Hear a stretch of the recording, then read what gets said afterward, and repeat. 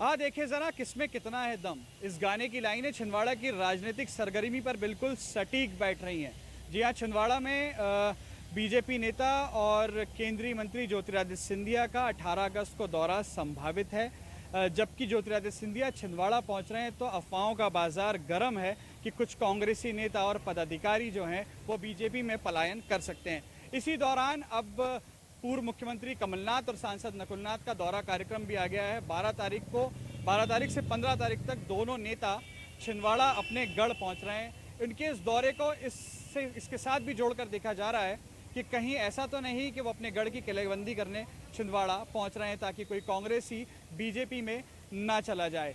तो ये देखना बेहद दिलचस्प होगा कि आने वाले समय में छिंदवाड़ा के अंदर राजनीतिक पारा कितना चढ़ता है। वहीं जो दोनों कांग्रेसी नेता हैं, पूर्व मुख्यमंत्री कमलनाथ और सांसद नकुलनाथ, वो किस तरह अपने गढ़ की किलेबंदी करने में कामयाब होते हैं और कांग्रेसियों को बीजेपी में जाने से रोकते हैं। फिलहाल ये अफवाह का बाजार है। अब देखना ये है कि आने वाले समय में छिंदवाड़ा की राजनीति किस करवट बैठती है।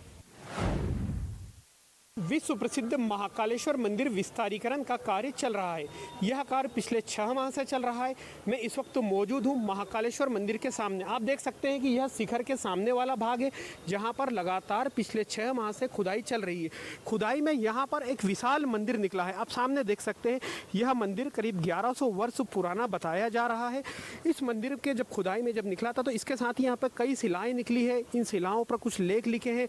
इसके साथ ही शिलाओं पर पूरा शिव परिवार अर्थात भगवान गणेश, कार्तिक, भोलेनाथ व माता पार्वती सबकी आकृतियां साफ दिखाई देती हैं। शिलाओं पर अलग अलग प्रकार की आकृतियां भी दिखाई दे रही है। अब इसके बाद यहाँ पर आज एक नया मोड़ तब आया जब यहाँ मंदिर के पास में ही एक शिवलिंग निकला है। खुदाई का यहाँ पर कार्य लगातार चल रहा है। आप सामने देख सकते हैं कि यहाँ पर जो कर्मचारी है वो खुदाई का कार्य कर रहे हैं। यह जो शिवलिंग है इसकी जलाधारी उत्तरमुखी बताई जा रही है। मेरे साथ डॉक्टर जोधा जी यहाँ पर मौजूद हैं जो कि पुरातत्वविद हैं। सर, ये किस प्रकार की जलाधारी है, किस प्रकार का शिवलिंग है, कितना पुराना हो सकता है? ये जो जलाहारी है ये 9वीं शताब्दी की है। ये प्रारंभिक परमार काल की है। और जो आपने मंदिर देखा, जो कार्य चल रहा है मंदिर का, ये काफ़ी 1.5 महीने से चल रहा है। जो हमारे आयुक्त पुरातत्व हैं उसको हटाया और फिर ये आपको संरचना प्राप्त हुई है। इसके साथ में कई स्थापत्य खंड, वास्तुखंड, मूर्तियाँ गणेश की हैं, गौरी की हैं, सब यहाँ पे रखी हैं। और कल ये जो शिवलिंग है जो ये निकला, तो इसकी आप जो जलहरी देख रहे हैं उत्तरमुखी है। और नीचे जो शिवलिंग है उसका जो ब्रह्म भाग होता है वो चतुष्कोणीय है, जो नीचे रहता है सबसे। उसके बाद में मध्य भाग होता है वो अष्टकोणीय है, जो कि विष्णु कहा जाता है, वो विष्णु कहलाते हैं। और जिसके आप लोग दर्शन करते हैं, इस पर जल चढ़ाते हैं, वो शिव होते हैं ऊपर, जो ईशान कहते हैं, ऊपर की ओर संकेत करते हैं। तो ऊपर वाला हिस्सा इसका खंडित है, बाकी 2 भाग इसके सुरक्षित हैं, ब्रह्म भाग और विष्णु भाग। और इतिहासविद का साफ तौर पर कहना यह 9वीं शताब्दी का है, अर्थात लगभग 1200 से 1300 वर्ष पुराना यह मंदिर है। और जो सामने मंदिर निकला है ये लगभग 11वीं शताब्दी का बताया जा रहा है। यदि इन मंदिरों को या इन अवशेषों को संजोया जाता है तो निश्चित तौर पर श्रद्धालुओं के लिए एक साक्षात 1500 वर्ष पुराना मंदिर यहाँ पर दिखाई दे सकता है। मध्य प्रदेश में हाई स्कूल की क्लासेस शुरू की जा चुकी हैं।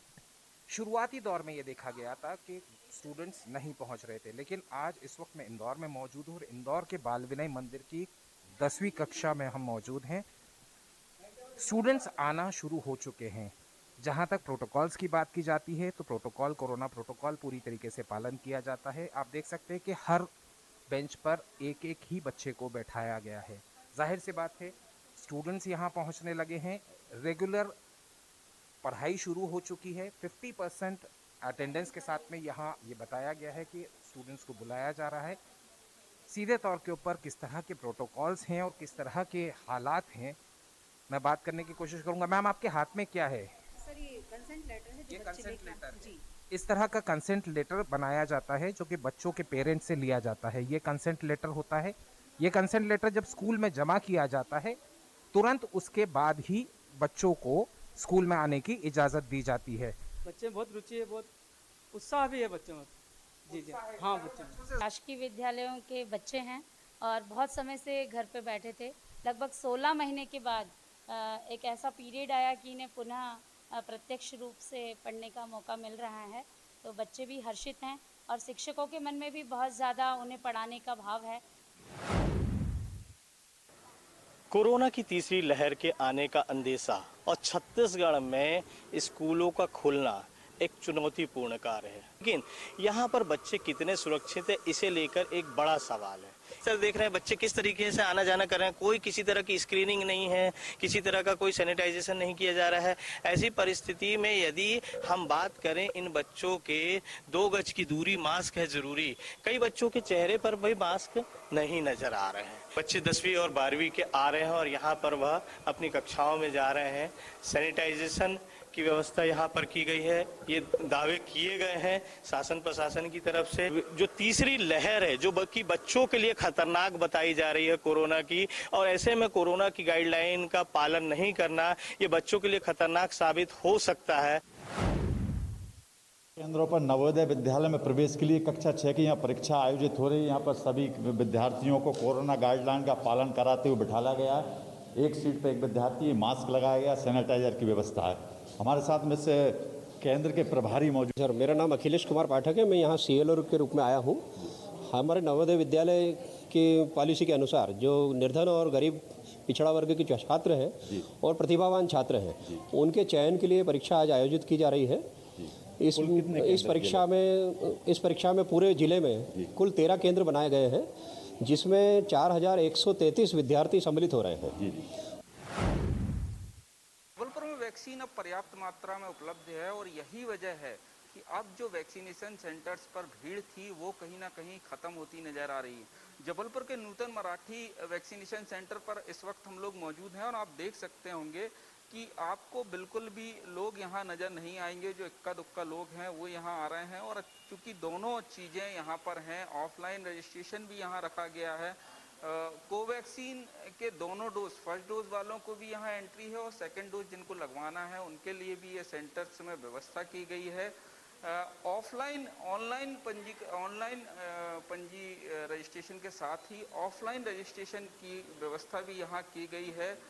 चूँकि यही सेंटर था जो आज से 1 हफ्ते पहले लंबी भीड़ यहाँ नज़र आती थी, लेकिन अब वैक्सीन पर्याप्त मात्रा में उपलब्ध है और यही वजह है कि अब जो कहीं ना कहीं भीड़ है वो कम हुई है। जो लोग हैं वो अपना स्लॉट बुक कर समय पर आकर वैक्सीन का डोज ले रहे हैं। कोवैक्सीन की यहाँ दोनों डोज लगाई जा रही है, फर्स्ट डोज वालों को भी यहाँ एंट्री दी जा रही है। इसके साथ ही सेकेंड डोज जिनको लगनी है उनको भी यहाँ पर एंट्री दी जा रही। ये सबसे पहले ये सेंटर खुला है, 5 मई को उद्घाटन किया था CM महोदय ने, तो उस दिन से मानव भवन में हुआ था। उसके 6 तारीख को 6 मई से अपना सेंटर चल रहा और एक भी दिन ऐसा नहीं हुआ कि शहर में वैक्सीन है और हमको नहीं मिली हो। पर्याप्त मात्रा में वैक्सीन दी जाती रही हमको। 500, 450, 500 रोज वैक्सीन मिला, 100% बुकिंग हुई।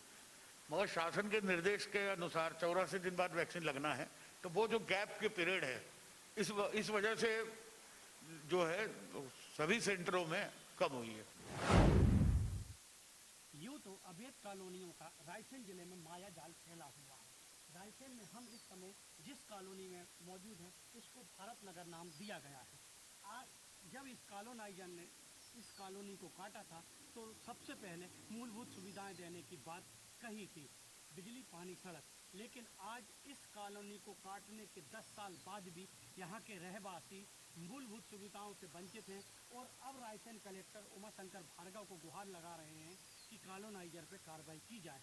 वहीं रायसेन कलेक्टर उमाशंकर भार्गव ने भी कल कलेक्ट्रेट पहुंची महिलाओं को यह आश्वासन दिया है कि हम जांच कराकर कॉलोनाइजर के खिलाफ कार्रवाई करेंगे और निश्चित रूप से जेल भेजेंगे। हम आपको बता दें कि इस भारत नगर कॉलोनी में आप देख सकते हैं कि हम सबसे व्यस्ततम ये यहाँ पानी का, कीचड़ का अंबार लगा हुआ है, गंदगी का अंबार लगा हुआ है।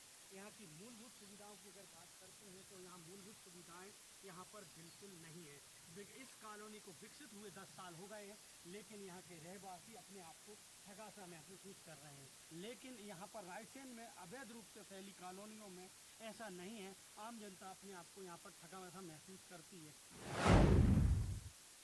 प्रदेश सरकार के द्वारा लगातार अतिक्रमण मुहिम चलाई जा रही है। उसी तारतम्य में आज ग्वालियर जिले के कलेक्टर कौंसलेट विक्रम सिंह के नेतृत्व में SDM तहसीलदार के द्वारा प्रशासनिक अमला यहाँ लक्ष्मण तलैया पर जा पहुंचा है, जहां कार्यकारी जिला अध्यक्ष कांग्रेस के वीर सिंह तोमर का ये बताया जा रहा है, जहां पर अवैध रूप से ये कब्जा किया हुआ था, जिसको लेकर अपने अपने तथ्य सामने आ रहे हैं, जिसमें जिला अध्यक्ष कार्यकारी वीर सिंह तोमर का कहना है कि प्रशासन के द्वारा कोई भी किसी भी तरह का नोटिस यहाँ जारी नहीं किया गया और बिना बताए बिना किसी कारण के और यहाँ पर अमला पहुँच गया है और तोड़ने का कार्रवाई जारी है। वहीं प्रशासन का कहना है इनके पास किसी भी तरह का कोई भी सबूत ऐसा नहीं है जिससे ये अपनी संपत्ति को बता सकें ये हमारी है, निजी संपत्ति है, ऐसा मामला सामने आया। वहीं वीर सिंह तोमर का कहना है कि ये मंदिर समिति है और मंदिर समिति जो गैराज यहाँ संचालित है उसके खर्चे से मंदिर समिति का कार्य चलता है और ये सरकारी ज़मीन है। इस पर 50 साल पूर्व से यहाँ पर कार्य जारी है और ये किसी तरह से अतिक्रमण नहीं है। लेकिन वहीं